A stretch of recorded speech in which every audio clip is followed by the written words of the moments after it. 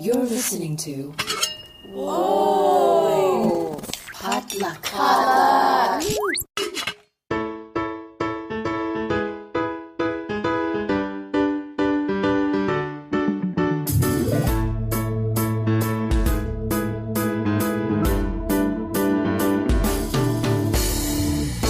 And welcome to Books and Boba, a book club and podcast featuring books by Asian and Asian American authors.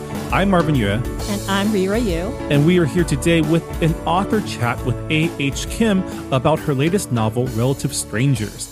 As always, Books and Boba is supported in part by our listeners over at patreon.com/booksandboba, where our Patreon supporters gain access to our members-only Discord server, monthly bonus podcasts, as well as the opportunity to suggest future book club picks. So if you'd like to become a bigger part of our book club, head on over and become a supporter. We had a great chat with Anne about her latest novel, Relative Strangers is a contemporary adaptation of Jane Austen's Sense and Sensibilities, with the Korean-American Baywood sisters taking the place of the original work's Dashwood sisters. And it was a lot of fun. As someone who has no previous experience with Sense and Sensibility, it was kind of fun to go in cold and then kind of learning about the original story and the changes that Anne made to it. Yeah, for me, it was fun reading the book, knowing what was going to happen, what twists of what dark family secrets were gonna come up, and I was like, how is this going to be modernized? How is this going to surprise me? And I was very pleasantly surprised. I had a fun time reading this book.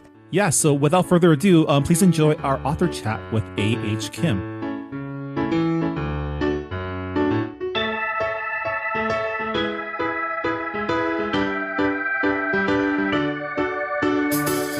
And we're here with A.H. Kim, aka Anne, the author of A Good Family, and we are here to talk about her latest novel, Relative Strangers. Welcome to the show, Anne. Thank you so much. I'm so excited to be here. So I'm looking at your bio, and it looks like you have an incredible story of being a Harvard College graduate, going to law school, being a head of investor relations at a Fortune 200 company. These are things that are kind of on the far opposite side of creative writing, shall we say. So we like to ask our authors at the top of each interview, like, how did you get into writing? Like, was this something that you were always interested in, or was it a passion that came later in life? Yeah. So we were talking earlier about how, we're all kind of immigrants or, first generation people. And so I was an immigrant. I moved here when I was just shy of 2 years old. And, it's a classic immigrant story where they came here to get a better life. A better life typically means being a doctor or a lawyer or a professor or, engineer. So I had absolutely no inklings at all that I ever wanted to be a writer. Even though I enjoyed writing when I was in elementary and middle school, it was kind of the kind of thing that you just enjoy doing, but you would never consider pursuing a career in it. So, I was kind of your model minority student, did really well in school, went to Harvard, went to law school, got myself a great corporate job. And then it wasn't until I was in my 40s and I was on vacation and I was, I've always loved to read. And I was reading John Green's YA book, The Fault in Our Stars. And I don't know if you've read it, but it's, it's very emotional. It's about first love. It's about kids who have cancer. And I was just like a weeping, sad mess at the end of it. And I was like, oh, that book was so good. I love that book. And I realized that I had never read a YA book written from a Korean American perspective. And this was over 10 years ago. I mean, since then there have been YA books from a Korean American perspective, but at the time there hadn't been. And so I was like, I want to write a YA book from a Korean American perspective. And so I did. I just did it in my spare time while I was not working my day job and I wasn't raising my kids and all those things. And I wrote the YA book, but wasn't able to, get it published. I wasn't able to get an agent or anything. But I had it was like I had been bitten by this writing bug. And I thought, well, I wrote one book and it was really fun to write. And I had so much, I got so much pleasure out of just telling my story. that I thought I would write another book. And that second book ended up becoming published and was a good family. Yeah. So it's always interesting to like hear these stories, right? Because these days there's a lot of kids in their 20s getting published right out of college. And it's really good to see like it could also happen to, you know, someone who is switching careers or coming out from a different career. And I wanted to ask, how did you go about learning how to write a novel? Like, did you take any classes? Did you use any resources? Like, how did you teach yourself this craft? Yeah, I always tell people that the best training to be a writer is to be a reader, because the more you read, the more I think you know what kinds of books you like. The more you kind of almost start to intuit sort of the beats that a book has to have. You know, you have to. I mean, usually I like books that kind of like capture, you know, my attention right away. You know, that's kind of called the hook. You know, usually I like to have a nice resolution at the end. I don't love books that just keep me kind of like up in the air. I mean, some people like those kinds of books, but I know what kinds of books I like to read. And so naturally that turned into the kinds of books that I like to write.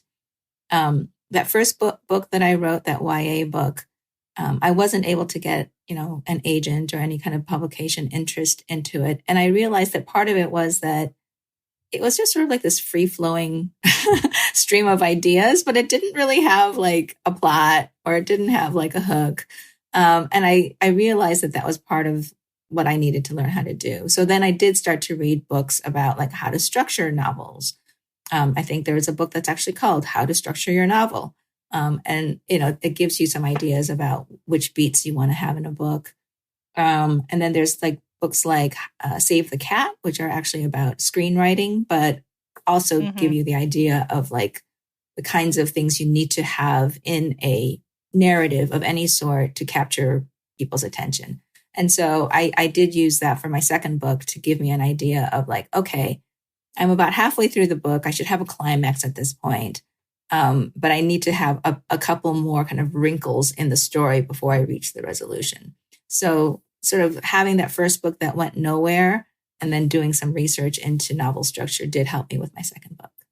I do love how YA was the gateway into you finding novel writing. I feel like a lot of people who are not part of this reading and writing community, they belittle YA, saying like, "Oh, it's for teen girls and it's not as like mature." But obviously, like Fault in Our Stars, it like struck you. It had like an emotional connection to you, and I just love that is what pushed you into creative writing. Your debut novel, A Good Family, it came out in 2020, and I'm guessing that writing it and trying to go promote it during the height of the pandemic was an experience like no other. Can you just tell us a little bit about that? Yeah, you know, it was my first book, so I was really going into it cold. I didn't know, you know, would I get a book tour? You know, would I have book signings? Would I have like huge audiences? Would I have no audience? So it was all kind of a mystery to me going into the debut year. And then, of course, my book came out in July. Then, of course, March happened and everything closed down. So even if I had had a book tour or book signings planned, those would have all gone by the wayside. So we were all kind of just, all of us who were debuting that year were kind of scrambling. And the saving grace of that year was that one of my friends, Angie Kim, who's also an author, had told me that every year there's a Facebook group that forms for authors who debut that year. And so she got me the name of the person who was organizing the group for 2020. And I joined that group, you know, in 2019. And so as things started to fall apart and as, you know, book tours were canceled, as book signings were canceled, as everything started to go online, that Facebook group became a lifeline. And we just basically leaned on each other to sort of learn, you know, how to launch a book in a pandemic. So there would be questions like, has anybody heard of Instagram Live? What is that? Or, you know, like, somebody told me they wanted to do something on Zoom. Do you know what that is? Does that cost money? And, you know, like, it was just like, we were all just like the blind leading the blind at the time. And And, it was like a great support group too, as we were all kind of, this was something that all of us were looking forward to for years. And all of a sudden, everything was taken away. So it was a great support group to just sort of talk about how hard it was to be disappointed, with our book launches. But the plus side of that was that I was able to actually do virtual events. I think I did maybe a half dozen of them. And a lot of times with the debut author, there's not really much of a budget to do a tour or travel. But because these were virtual, suddenly I had people from all parts of my life who showed up at my book events. So it wasn't just the people who lived in my hometown, but it was the people who lived, across the country that I went to school with, who would just pop up on my screen. I'd be like, oh my gosh, hi, like, so great to see you. So there were some silver linings to debuting in a pandemic, but I would say, most of all, it was kind of a disappointment. And I think the contrast now between that and my book launch that's coming up in a month is huge. Like I have an actual tour. I have signings. I have my friends saying they're going to see me in California or they're going to see me in Virginia. There's just so much excitement and joy building up for the launch of my next book. So I didn't know what I was missing, but I'm really looking forward to my next book.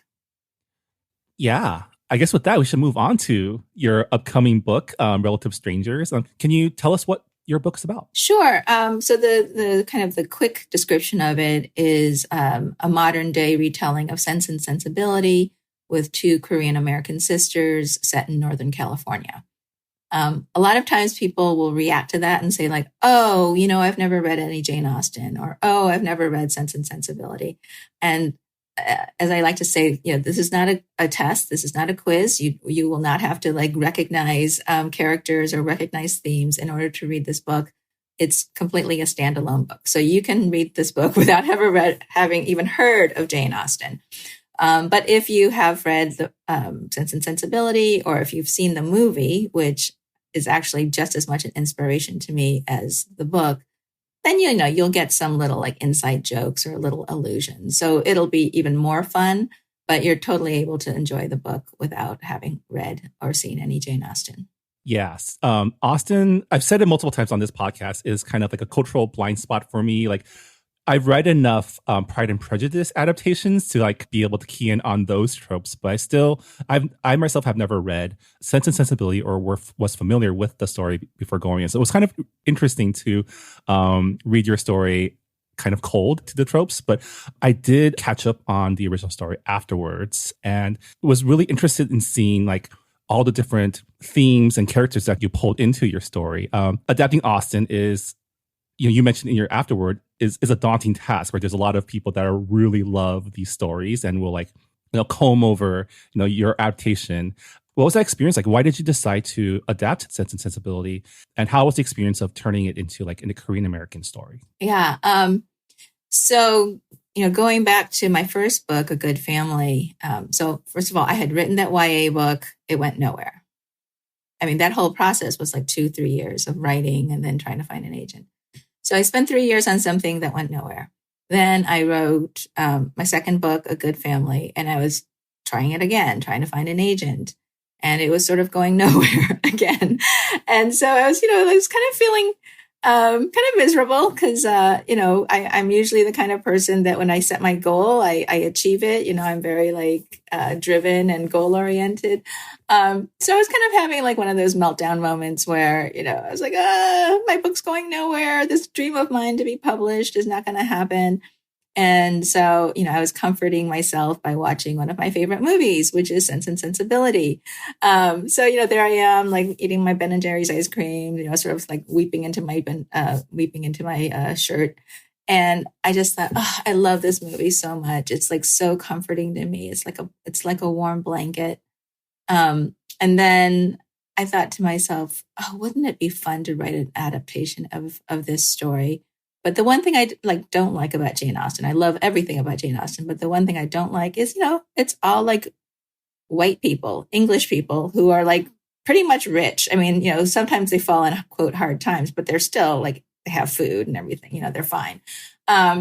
So I thought, oh, I'd love to take Jane Austen, but bring it into the modern world and to diversify it and to make it with Korean American characters, but not just Korean American characters. You know, they'll have like African American characters and Indian American characters, and you know, all sorts of just like you know, I lived in Northern California. I lived in San Francisco Bay Area.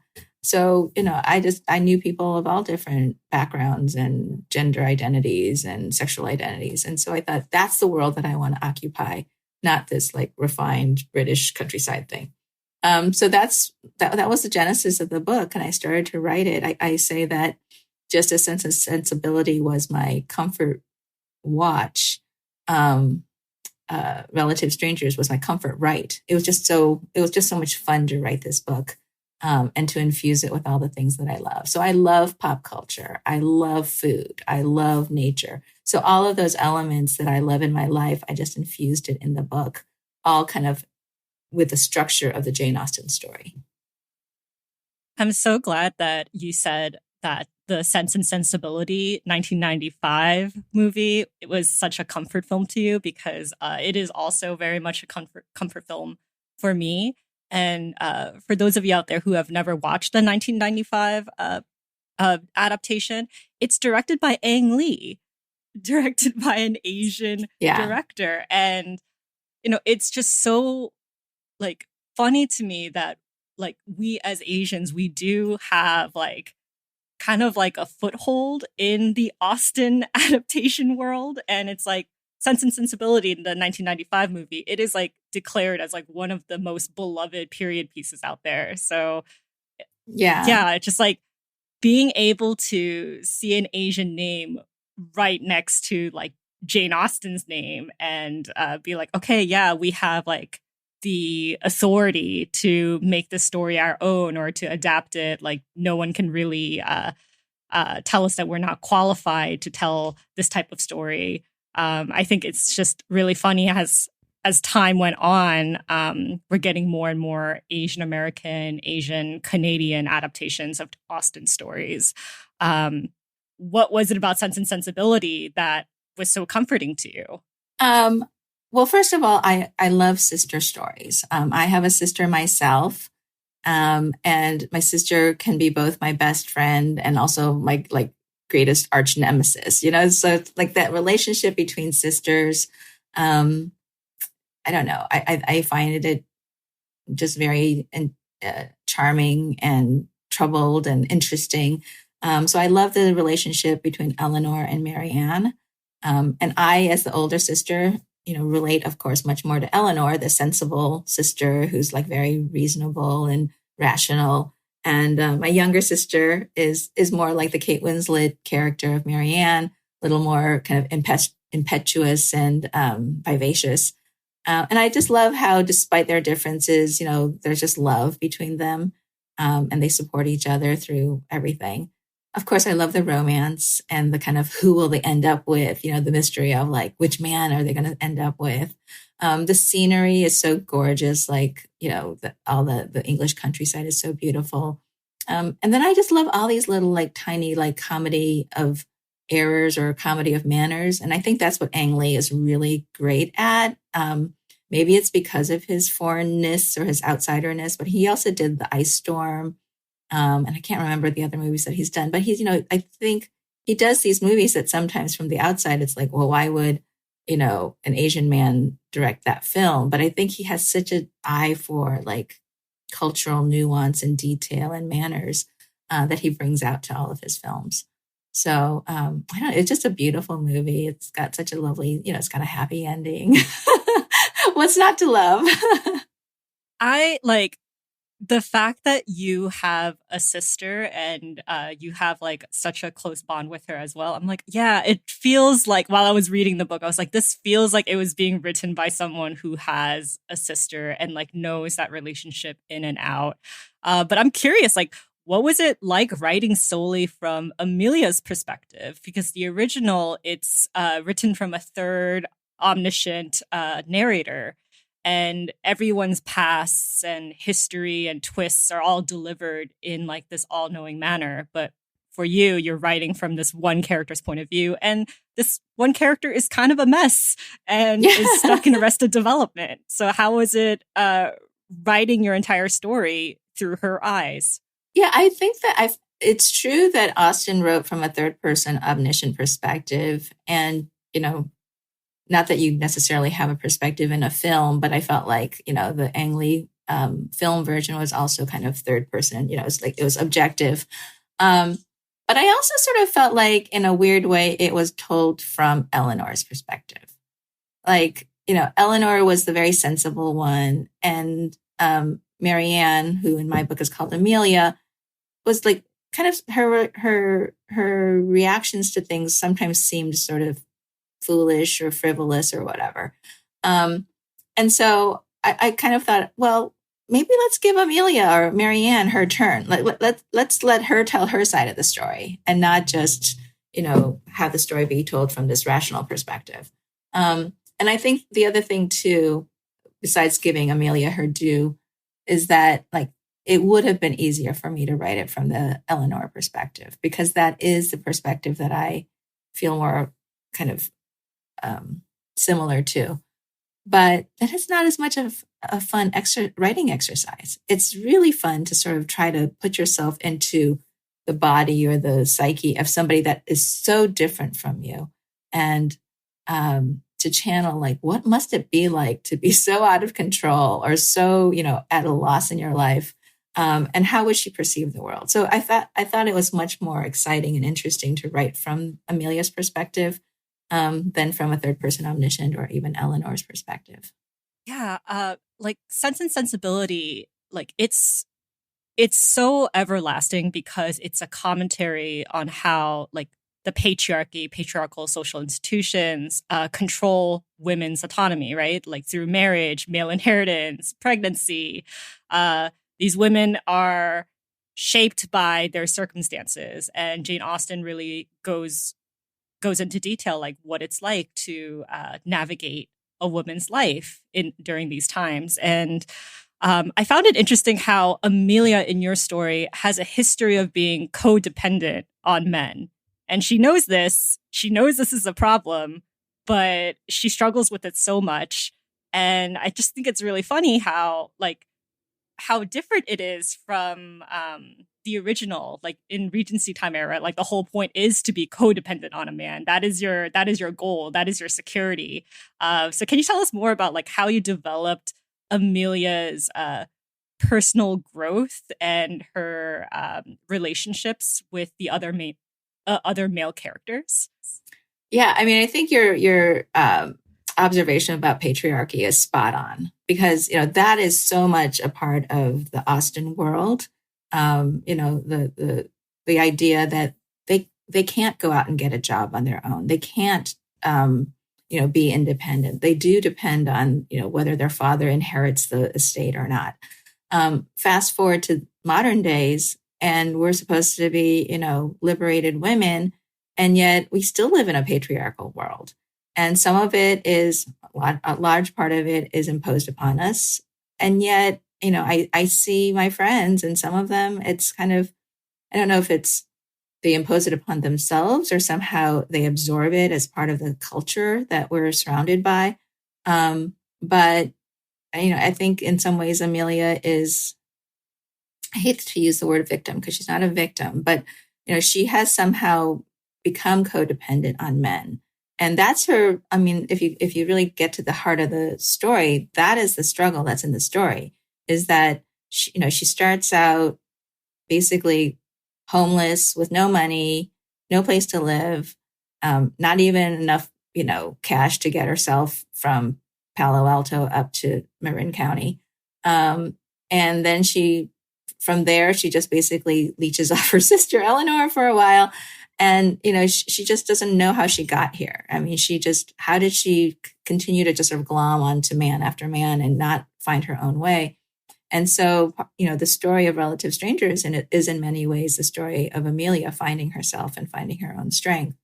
But even like Eleanor, if you think about it, she's got elements of patriarchy or things that she's dealing with in her life. Certainly their mother, Tabitha, I mean, was basically a stay-at-home mom, and, now she doesn't know how to, she's lost her entire fortune. So each of them, I think, in some ways is dealing with the patriarchy and figuring out how they make their own way in this world. Yeah, as an older, as a woman in my 30s reading about Amelia's relationships, I'm like, girl, for real? Like, this guy is a red flag. Like, why are you risking so much? But I guess, hindsight is 2020. I did love the slowly unraveling mystery of her and her like long-term ex and what got them into trouble with the law, which you hint at and then you eventually reveal. I'm not going to reveal on this podcast because it's worth reading just to get to that part. But I was laughing out loud when I got to that. As someone who likes frequenting, fine dining restaurants, it was a lot of fun. Yeah, I mean, in some ways, I do love food. I love trying the latest restaurants. I love watching the Food Network and watching cooking competitions and all those things. But I do think sometimes the foodie world can get very, very precious. And this was sort of almost like a spoof on how precious the foodie world can be. Yeah, it kind of reminded me of the movie The Menu. Came out in 2022. Yes. And it was kind of like a spoof on fine dining. And I'm like, oh, I'm guessing that is the kind of world that Amelia and her ex comes from. And it's really cool that you are a big foodie and that kind of influenced your work. But in your bio, it says that you're a longtime cancer survivor, and you explore the struggles of cancer patients and their spouses really compassionately in the book. And I just really love the scene where Gisela tells Amelia that cancer is not a failure of self-care and that people shouldn't be judged for being sick. And as someone who, is healthy and able-bodied, that it was very enlightening to me to get that side of the story. Can you tell us about how your own experience with cancer helped you write this book? Yeah. So I was diagnosed with cancer when I was in my late 30s. My kids were young at the time. They were 3 and they were 6. And my first thought was, oh my gosh, I'm going to die. And my kids are only 3 and 6. And so they're not, maybe my 6-year-old will remember little bits of me, but probably my 3-year-old wouldn't. And, it was an awful time. It's like you just come face to face with your own mortality. But after, that kind of initial shock, in some ways it gave me great courage. I thought, well, gosh, if I can get through this, I can, like anything else in my life, I can get through anything. So it did give me great courage. It also introduced me to a community of other cancer survivors. So I joined a support group. Those women became some of my best friends. And through that support group, I was introduced to a cancer retreat center in Northern California called Commonweal. And that is the basis for Arcadia. So Arcadia is based on an actual cancer retreat center that exists out there. And as beautiful and as idyllic as Arcadia, I hope, is written, Commonweal is actually 10 times more beautiful and idyllic than that.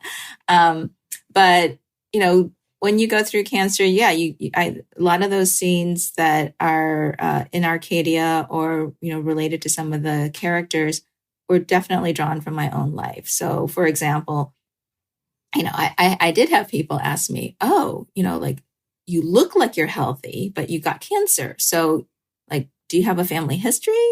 Do you exercise? Do you eat red meat? And I was sort of like, why are you asking me these questions? It's okay, maybe I don't exercise, but does that mean that's why I got cancer when I was in my late 30s? There are plenty of people who don't exercise who, don't get cancer, or I don't eat that much red meat. I'm sure there are many people who eat a lot of red meat and they don't get cancer. So I kind of didn't understand why people were asking me these questions, and it was very hurtful. And I realized in the end that people ask those questions because they're afraid. they're afraid that they'll get cancer. So they think, okay, well, if I don't do what she did, or if I do what she didn't do, then maybe I won't get it. But it was, I try not to like bop people over the head with like life lessons or, moral of the story or whatever. But I do like to kind of interject little things that maybe people will think, oh, wow, I've asked those questions before and maybe I shouldn't do it again. Or, just even I don't make my books about diversity or about othering or about the patriarchy, but those are all ideas that are infused into my books. And so hopefully by reading them, you kind of learn in the process. So I always like to say I kind of like sort of sneakily put in these little life lessons in a book that's otherwise seems kind of, just like a fun, frothy book. It doesn't hurt that your setting provides like the pastoral landscape for a good Austen adaptation, right? Mm-hmm. Yeah, as I was thinking about Sense and Sensibility, in the original novel, they go off to live in sort of a country cottage owned by a distant relative. And so I started to think like, what's kind of the modern day equivalent of a country cottage?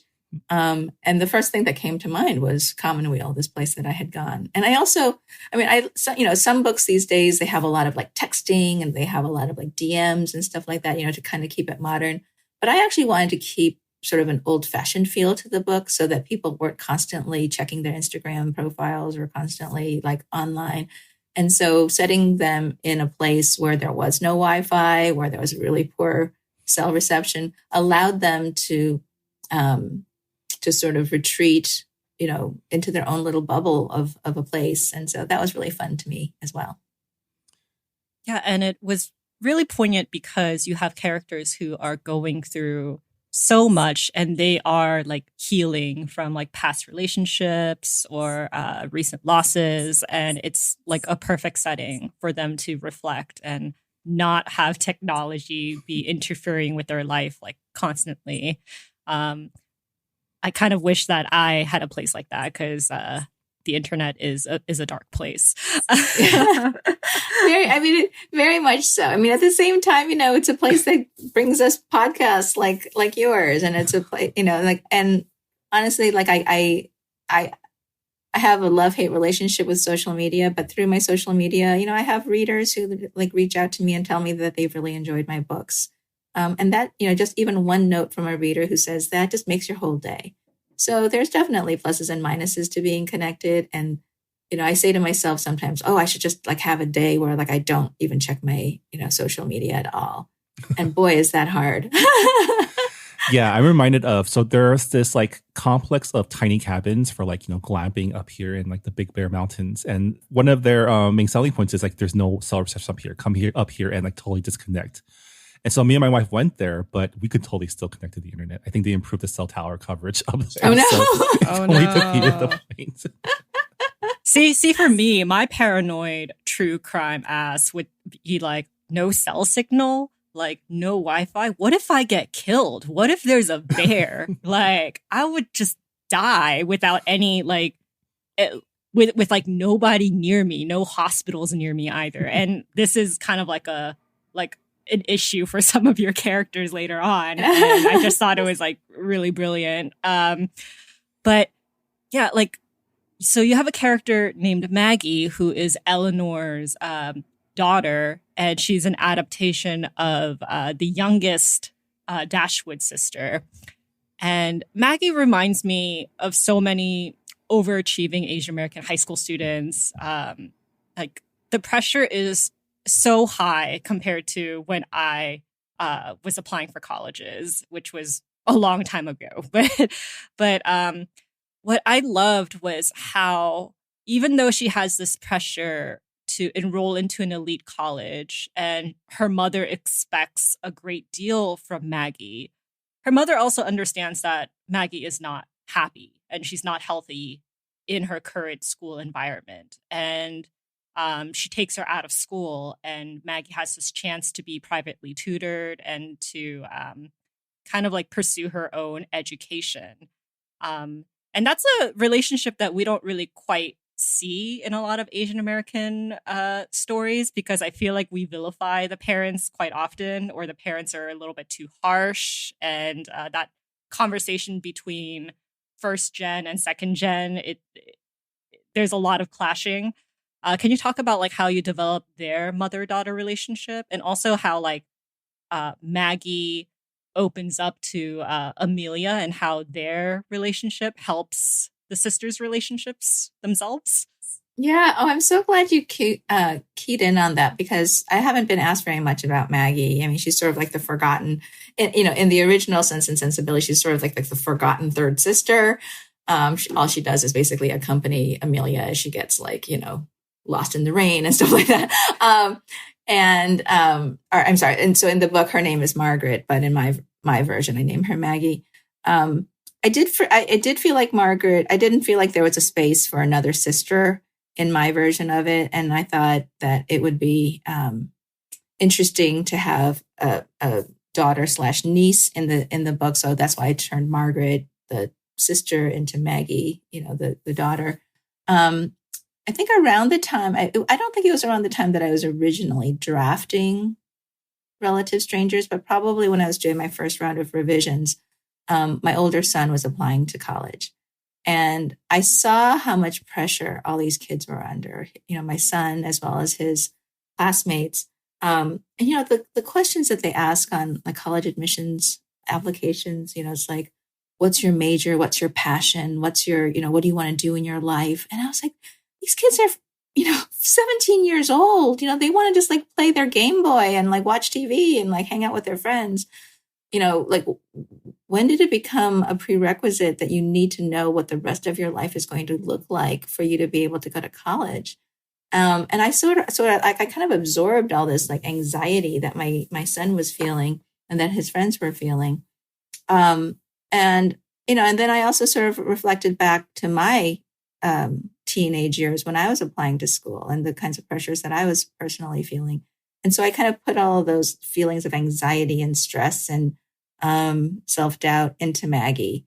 And at first, her mom, Eleanor, is sort of like your typical Asian immigrant mom who wants them to like do really well and to go to the top schools and stuff. She's also very controlling. So she only wants her to go within like a 5-hour drive of where she lives. And so she really wants to circumscribe her child's life to keep her safe, which is understandable. I mean, she's been widowed at a young age. She's trying to hold her family together. And so she feels like the more control she exercises in her life, the fewer chances that things will go wrong.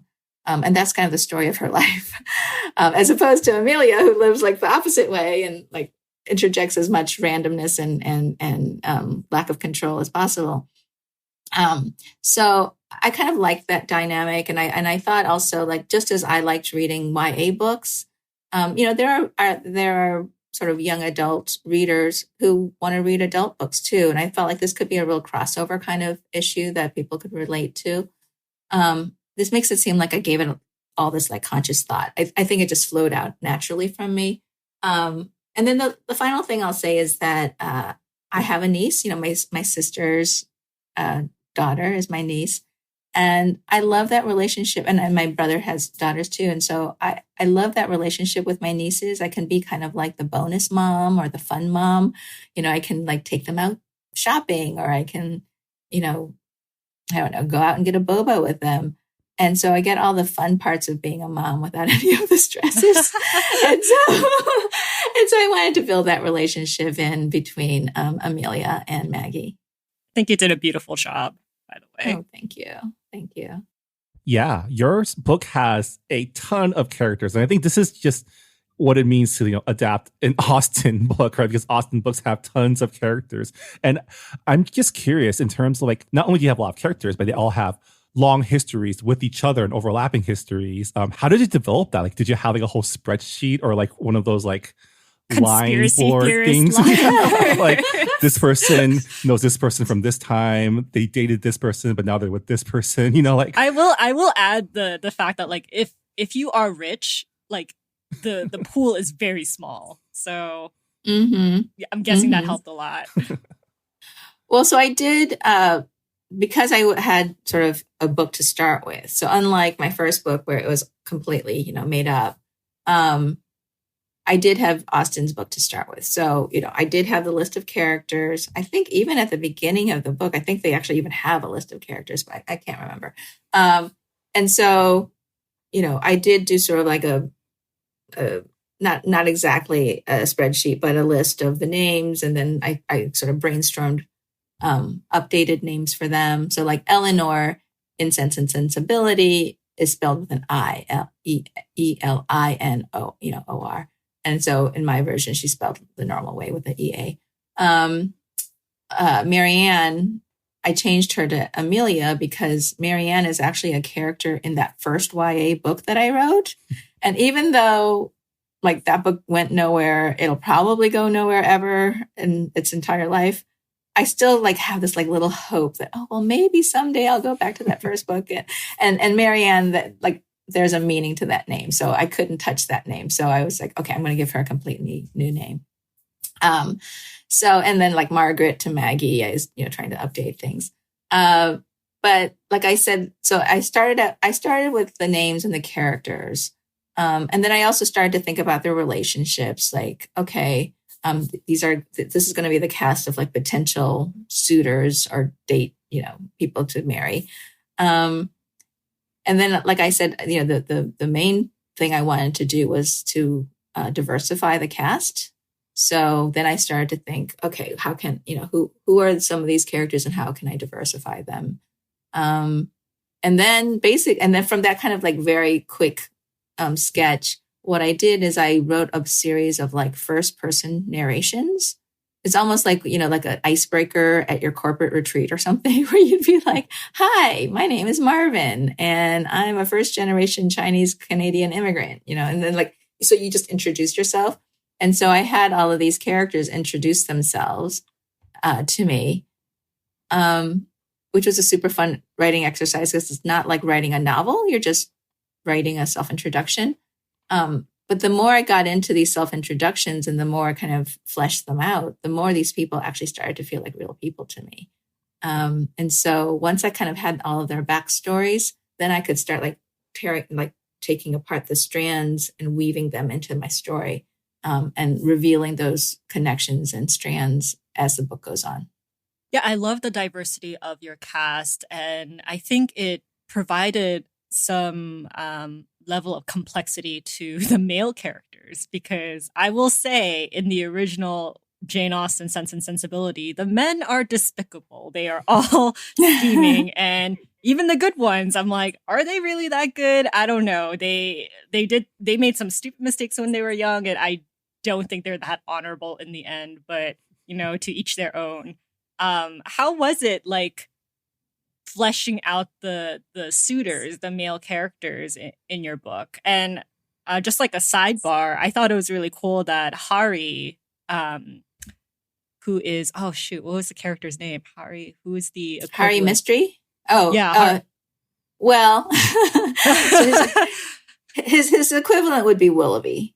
Okay, Willoughby, yeah. Like, I just love that how Hari is, he is of Indian descent and he's like this playboy who's very like desirable. And I'm like, yeah, we got a hot Asian like male lead love interest. I love it because we all simp over white men in a lot of these adaptations. So I was like really happy about it.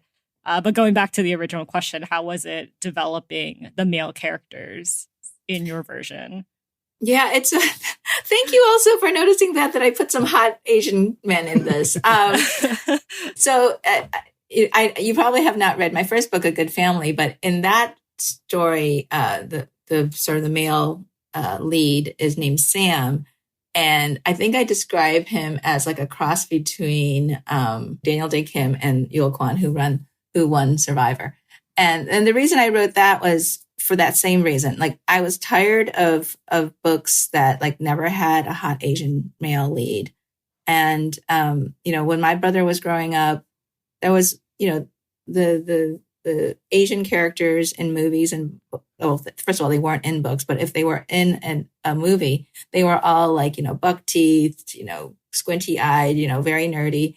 And so I just really wanted to give a hot Asian male lead in my book. So similarly in Relative Strangers, I wanted to populate it with, diverse characters who all happen to be hot too. Let's see. And so in my first book, I think a lot of what people would say is that most of the characters were unlikable, but particularly the men were unlikable. And that kind of hurts my feelings because I actually love my characters, but I could see why they would say that about the men in particular with my first book. So in my second book, I really wanted to flesh everybody out so that even the despicable characters had a humanity to them. You could kind of see why they made the bad decisions or why they did what they did. And so even some of the characters who are I will say Jet, he's a good guy, but he did some bad things, in his past, and he worked hard to kind of apologize for it and get past it. Hari, he ends up being kind of a jerk, but I don't know, there's a part of him that hopefully people will like. I mean, he's a sincere to. character, Yeah. They're just he makes a lot of mistakes, but you're like, oh, he's someone who kind of puts his heart on his sleeve, and how can you not be drawn and charmed by somebody like that? I was talking with a friend who's probably a bigger Austen fan than I am even, and she noted that in Jane Austen's original book, Sense and Sensibility, there's a scene where Willoughby comes to Eleanor, or I think he comes to her, or either writes her a letter or meets her in person to kind of explain himself, to apologize and explain himself. And as if almost to kind of try to redeem him a little bit. But in the Ang Lee movie version, which Emma Thompson wrote the screenplay for, she gets rid of that scene. I mean, I think she has Eleanor read a letter from him, and then she kind of tosses it aside. But she really takes away that kind of apology, redemption aspect of Willoughby in the film. So in my version, I won't give away any spoilers, but I do try to make him sort of more understandable or human, even though he, is kind of a cat. I mean, it's funny how you say spoilers because this is based on an existing book and an existing ending. And Marvin went into this book cold, but I knew the story very well. So for me, I was just like, okay, these men, they're green flags now, but when are they going to turn into red flags? When am I going to see them kind of show their true colors? And in the end, they've kind of showed their true colors the entire time. And I was like, okay, maybe I was just being a little too harsh on the male characters just from my previous prejudice against these characters in the original work. So it was fun reading this book, knowing the characters that they're based off of, knowing kind of the twists and kind of waiting for them to happen, but not knowing how they were going to happen, because now this is in a modern setting with older characters. I'm like, I don't know. How can she make this as dramatic and as much of a hot mess it was in the original? So this is kind of a throwaway question, but I want to ask anyway. Because as someone who went to film school and as someone who loves Jane Austen as well, I couldn't help but notice that the Baywoods, they seem to have a love for movies. They recite movie lines as inside jokes and shorthand for how they feel. There's a lot of puns and references to old movies like Pretty Women and instead of you had me at hello, you had me at hell no. So you have all these very clever references to movies and pop culture. Are you a big movie watcher yourself? I know we talked about Ang Lee film, but do you watch a lot of movies? Is that a big part of your life? Yeah, I love movies. I've always loved movies. In fact, when I was in high school, and this was, right around the time that cable was coming out. So this was a long time ago. But, mostly we used to watch things, as they were being broadcast. I would go through the TV guide, and like there was always like a midnight movie, and it was always like a black and white movie starring Cary Grant or Katharine Hepburn or Audrey Hepburn.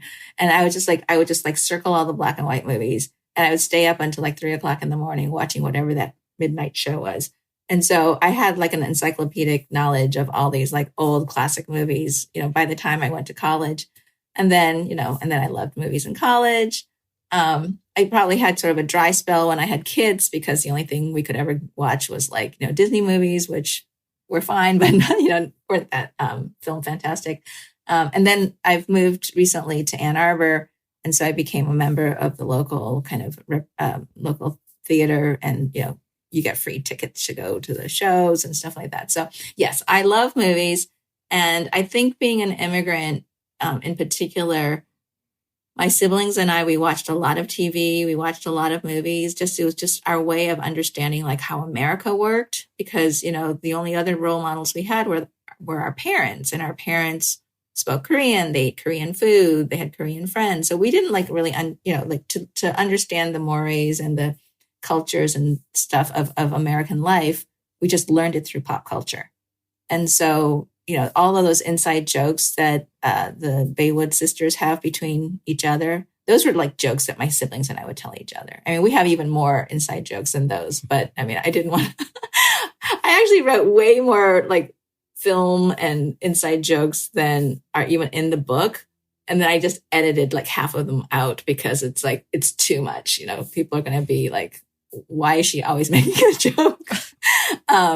So that's very much the flavor of the humor, and all the references are very much true to like what I enjoy in my life. I definitely got like Gilmore Girls vibes from the book. I'm like, oh yeah, like the mother and daughter, like the sister, everybody is just talking in pop culture references. And if you know those pop culture references, the jokes really land. So as someone who's watched a lot of those movies, I was like, okay, this is really funny. I don't know about like other readers out there whose pop culture knowledge might be a little less, but I still think the jokes would be pretty funny for those readers. Yeah, for the most part, if they're like, I mean, some of them like, you had me at hell no. Like I don't explain that one. I just leave it at that. And so like, if you didn't get the reference, that's fine. Like, it's not like you're scratching your head. I mean, it still makes sense in the context of the story. But there are other parts where I will say, oh, what's that a line from? Oh, that's a line from this movie. Like, so I, at various points, I do try to like spell it out for the reader, because I realize not everybody has the same encyclopedic knowledge of movie references. Yeah, I'm surprised that you did not. I'm surprised that you did not mention like Pride and Prejudice as one of the references that your characters keep throwing out. There was a Darcy reference in there. There was a Darcy reference. Yeah, you're right. There's a Darcy reference where she talks about like where Amelia's teasing Brandon about like his shirt clinging to his body, and it actually starts off at the very beginning where Amelia and Eleanor are in bed together, like after Amelia comes in out of the rain, and there's a line where she says, "Oh, your hands are cold." And then she says, "Why doesn't she tell him that she loves him?" That's exactly from Pride and Prejudice. Yeah. It's from the 2015 movie. It's from the Keira Knightley version. Exactly. The Keira Knightley version. And then the wet shirt in the rain, that's from the 95 TV series. Exactly. I am an expert. You know it. Exactly. I will say a part of my soul just died when Rira mentioned Pretty Woman as an old movie. It is an old movie. Old. It is old. We're in the 2020s. I agree with you, Marvin. I was, they tell you not to read your Goodreads reviews, but, who can resist? And one of the early Goodreads reviews said something like, some of the references are so dated. And I'm like, what references are dated? Like, what are you talking about? They're not dated. I mean, like Marvin, Pretty Women and I are the same age. No. Yeah. Oh, wow. So yeah, it is technically an old movie. Oh goodness. Oh my gosh. I just made a lot of people feel old, and I also outed myself as a millennial, as an older millennial. But we're winding down to the end of the interview. I just wanted to ask, like, is there anything else you're working on, or is it primarily focusing on this book for promotions? So the funny thing is that when I had finished writing this book and I was getting ready to give it to my publisher, an announcement went out in Publishers Marketplace that my publisher had bought a retelling of Sense and Sensibility. And I was just like, I called my agent up. I was like, oh my gosh, what are the chances, that two Sense and Sensibility retellings would be kind of written at the same time and that they would like both go to my publisher. So I figured, okay, this book is dead in the water. There's no way that my publisher is going to buy this second book. So I actually wrote a complete third book, which is like a mystery about this Korean American woman who disappears and her white husband is on trial for her murder. So I wrote this completely other book, and I was getting ready to submit that to my publishers. And then I just got cold feet. I just didn't want to write that book or didn't want to work on that book. And so I told my agent, let's just submit that Sense and Sensibility book to my publishers. And if they say, no, we just published one of those, then so be it. We'll just move on. And then my publisher said, sure, Jane Austen is an evergreen, concept. So we're happy to buy the book. So I now still have that third book that I wrote and that I set aside. So right now I am focused on promoting and launching Relative Strangers. But at some point when the dust settles, I'll go back to that third book. Yeah. Well, congratulations on the release of your book. By the time you hear this episode, it'll be coming out next week. So definitely check it out. And thank you so much for joining us on Books and Boba. It's great talking to you. Thank you. It was super fun to talk.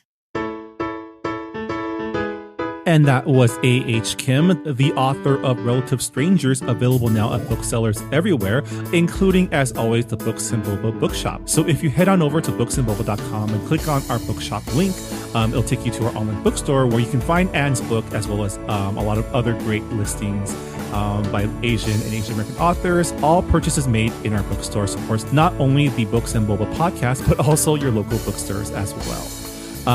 Before we go, just a quick reminder that for the month of April, our book club pick is Yellowface by R.F. Kuang, a story about publishing industry shenanigans and the lengths some people will go to find success, including stealing the identity of their best friend. Really excited to get into this story with you all. Rebecca Kuang has written some of my favorite books, and you can always count on her books to include some messed up scenes that will make us feel things whether we want to or not. And for our Patreon supporters, this month we're going to try something new. I'll be trying to read this book along with you all. So every week, starting next week, I'll be reading 8 chapters and holding a discussion about those 8 chapters on our Books and Boba Discord. So if you are a Patreon supporter, please join me on Fridays to talk about the story in real time. And for the rest of you, if you finish the book early and have some thoughts to share, you can also let us know what you think on our Goodreads forums. As always, we love to include feedback from our listeners in our discussion episodes whenever possible. So we always appreciate our listeners sharing their thoughts about the books that we read. But with that, that'll do it for this episode of Books and Boba. Thanks once again to A.H. Kim for joining us, and we'll see you all next time. Bye, everybody. Bye. Thanks for listening to Books and Boba. This podcast was hosted by Marvin Yue and Ri Ryu and edited and produced by Marvin Yue. Follow the book club on Twitter and Instagram by going to @BooksandBoba and engage with us on Goodreads on our Goodreads group. You can also check out past episodes of the podcast by going to booksandboba.com and by subscribing to us on your favorite podcast app. Don't forget, you can support Books and Boba and Asian American authors by purchasing books at our bookshop.org account. Check out the link in our show notes and also at booksandboba.com. Books and Boba is a proud member of the Potluck Podcast Collective, a collective of Asian American hosted podcasts featuring unique voices and stories from the Asian diaspora. Learn more about the collective and check out our fellow Potluck shows by visiting the website podcastpotluck.com. Thanks for listening.